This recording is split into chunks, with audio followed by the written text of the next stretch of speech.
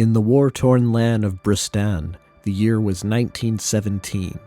Inside a dimly lit tent hospital, Heinen stirred. Disoriented and unsure of his surroundings, the chaos of battle lingered in his mind, although the details were shrouded in fog. Slowly, his senses sharpened, and with them, the fragmented memories of what had unfolded on that fateful night began to resurface. A battle, yes, but not just any battle. The operation commenced in the middle of the night, relying on the cover of a storm to take the enemy by surprise. The storm was much worse than anticipated, and a tornado ripped through the battlefield, its fury tossing vehicles like children's toys, scattering men across the scorched earth. And then there was Lajos, his friend, his comrade, the last face Heinen remembered before everything went black. But as Nurse Naomi quietly tended to his wounds, a chilling realization struck. Heinen asked, his voice cracking, about Lajos. Her response was cold, unnerving. "There's no one by that name here." And in that moment, the crushing weight of uncertainty returned. Where was Lajos? Had he survived, or had the storm swallowed him whole? Memories bombarded Heinen with the weight of bricks. As the wind howled through the trenches, Heinen, Lajos, and the other soldiers charged forward, the storm's fury at their backs. Mud clung to their boots as they pressed on, the air thick with the promise of violence. Suddenly, headlights cut through the darkness. Jeeps barreling toward them from the enemy's side, machine guns blazing. Chaos erupted as the soldiers scattered, diving for cover amid the relentless gunfire. Above them, lightning split the sky, illuminating a harrowing sight. In the distance, a night tornado loomed, twisting toward the jeeps with merciless speed. The storm was no longer just nature's wrath. It had become a weapon of war. Heinen and Lajos found themselves huddled in a foxhole, where a young soldier sat trembling, eyes wide with fear. It was clear he was too young, a boy who had lied about his age to join the fight.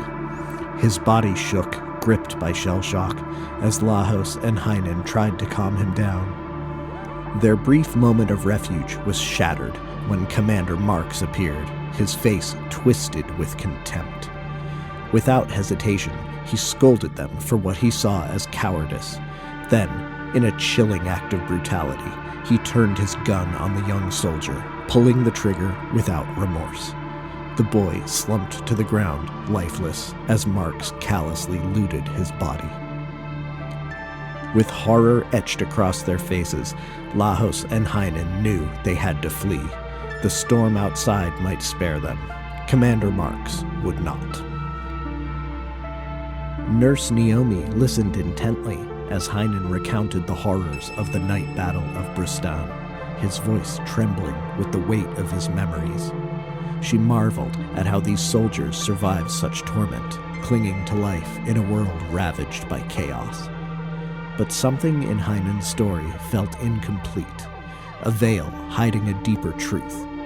After some gentle coaxing, he leaned closer, his voice dropping to a whisper. During the final moments of the Battle of Brustan, Heinen and Lajos sprinted toward the jeeps as the tornado tore through the sky, throwing debris and bodies into the air like rag dolls. Gunfire mixed with the shriek of the wind, a symphony of death. Around them, limbs and twisted metal flew as though weightless, the battlefield reduced to a swirling nightmare. Then, to their left, something otherworldly appeared. A glow, faint at first, like the promise of dawn. A pinkish orb moved across the ground, growing closer. Inside it, a figure emerged, probably around 10 feet tall, dark red and translucent. Its body pulsed with veins of light that darted like restless fish beneath its skin. The figure wielded a bone-white sword, its face devoid of features. With a single fluid motion, it leaped into the air and struck the earth with a force that seemed to upend reality itself. And then, nothing. Heinen blacked out. He spoke to Naomi of an angel, an otherworldly being that had saved him and Lajos from certain death on that fateful night. It was this encounter that convinced him Lajos must still be alive. Yet, despite her condolences, Naomi's words were the same. There was still no one by that name here. She refused to comment on Heinen's supernatural experience. Hours later, a commotion erupted outside the medical tent. Another wave of wounded soldiers was brought in, pushing the limits of the already overcrowded facility.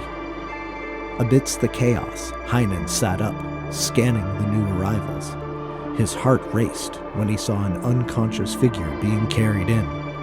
It was Lajos. Amid the despair, Heinen's heart swelled with joy. Lajos had returned. In the medical tent, Heinen and Lajos were separated, too far apart to speak. Lajos drifted in and out of consciousness, but whispers spread among the nurses. He, too, had spoken of angels. The staff quickly suppressed the rumors, fearing the false hope such tales might inspire. The next day brought a grim surprise.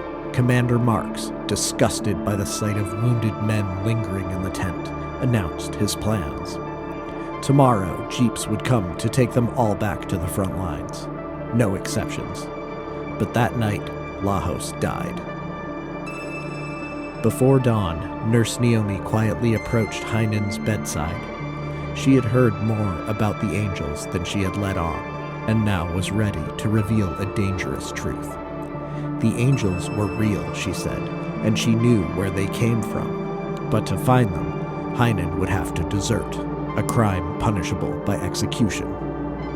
When Heinen pressed her on how she knew this, Naomi confessed that the nurses, in secret, pieced together the stories they heard from the wounded. The military suppressed these accounts, fearing that belief in angels would sap the soldiers' will to fight. But for Heinen, the truth was worth the risk. The next day, Heinen was loaded onto a jeep with the other wounded soldiers, most of them in no condition to return to the front. As the convoy rolled on, Heinen quietly spoke of the angel encounter to a soldier named Tomas. But Tomas reacted swiftly, warning Heinen to keep silent. Soldiers were being court-martialed for that kind of talk. This warning solidified Heinen's resolve. When the convoy veered west, away from the direction Naomi had told him to go, Heinen knew he had to act. He grabbed a grenade from a crate, tossing it toward the front of the jeep. Though he didn't pull the pin, the panic it caused sent the vehicle skidding off the road and into a ditch. Heinen darted into the woods, his injuries slowing him. Pursued by the others, he slipped down a muddy hill and crossed a stream, hiding among a cluster of boulders. When he looked up, Tomas was there, his machine gun ready. For a tense moment, they locked eyes. Then Tomas turned, shouting to the others that Heinen must have gone the other way. The soldiers moved on, leaving Heinen in the shadows. Heinen wandered through the wilderness, following a map he had sketched from memory based on his conversations with Naomi. As night fell, he stumbled upon a dilapidated farmhouse. At first, it seemed abandoned, but a dim light flickered in the barn. An old man emerged with a lantern, beckoning Heinen inside. The hermit offered what little food and water he had, sharing a story of loss and isolation. His home had been destroyed by bombings, and he had survived, but at great cost. His family, his identity, everything was gone. Heinen, in turn, shared the tale of the angel, but the old man remained skeptical, convinced that sightings of angels were merely bad omens. In the village, people mistook the lights of surveillance planes for divine visitations before bombs fell from the sky. Despite the man's cynicism, Heinen held firm to his belief in the miracles that had touched his life. He couldn't return to the army, but he held on to the hope that one day he might reunite with his family and friends, God willing. As dusk settled, Heinen reached his destination. Far from the fortress he had imagined, it was a cluster of modest one-story buildings, with a residential center off to the side. The compound was strangely unguarded, its dim lights barely illuminating the barbed wire fence.